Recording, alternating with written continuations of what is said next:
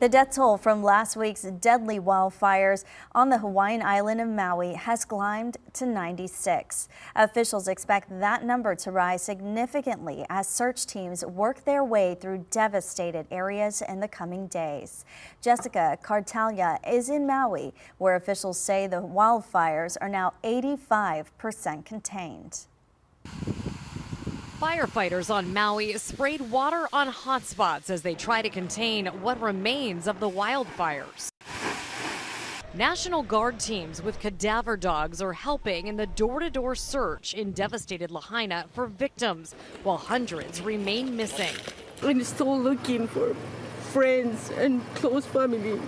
The state's governor warns hundreds of bodies may still be found. We'll find 10 to 20 people per day probably until they finish. Maui's response is now under investigation. Hawaii has confirmed that the sirens never went off, and the governor says there wasn't much that they could do besides getting people out of harm's way as quickly as possible.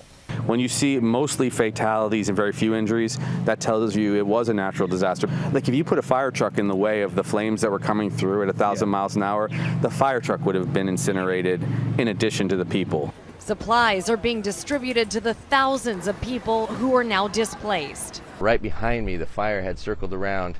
Lahaina resident Craig Bradley captured this video of the fire as he fled his home. With just ash and red embers hitting everything, I throw my last thing in the car. I get in, I'm escaping, and two friends are on a motorcycle that won't start, and they're right there.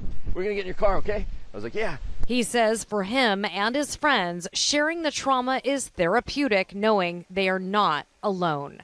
Jessica Cartalia, CBS News, Maui.